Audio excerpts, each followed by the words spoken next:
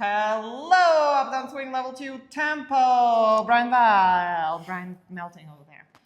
So first we talked about dancing to faster music efficiently. You really don't want to like step from underneath yourself. You want to keep everything together. And sometimes, you want to bring that connection closer. You really don't want to be like zombie arming through it. We practiced that a bunch. You should have been there to experience and think about. Then we took a walk. Yeah. We had a little hop, boom, bam, boom, ba bam, ba da ba da bam, boom, bam.